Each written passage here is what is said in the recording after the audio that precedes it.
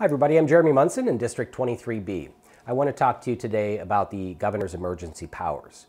I've had a lot to say about this in the media over the past year, but one of the most important things to know about the emergency powers is that we need to actually end the governor's emergency, but then also change Chapter 12 law that would prevent the governor from actually declaring an emergency going forward and being able to write law unilaterally. That's really the most important thing. The governor can declare an emergency for stuff, but when he has the ability to write law unilaterally without the legislature's input and can go out and jail people and fine people based on law that he's written, that's where it goes too far.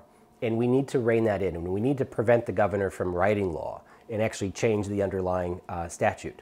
So as far as the negotiations with the governor at the end of session, I'm fearful that Republicans are going to push to just simply end the emergency in exchange for giving the governor some other legislation or policy that we shouldn't be doing. We shouldn't exchange or give up positions at the end of session in exchange for him ending the emergency, when as soon as he signs those bills into law, before the ink is even dried, he can reissue executive orders. He could reissue another emergency.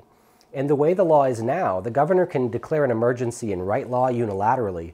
The House and Senate have the ability to veto him, to overturn him and end the emergency, but he could simply end the emergency on his own after 29 days and then reissue it again for another 29 days, and he could do that perpetually without any say-so by the legislature. That's how poor the 12.31 chapter of law is, and we need to undo that. Now, Representative Mortensen and I and others have written a bill called the Never Again bill, which would actually prevent the governor from writing law unilaterally, and that is what we need to make sure is a priority at the end of session to address these laws. So we need to change Chapter 12 and not just simply not just simply put the legislature up to have to approve it after 30 days.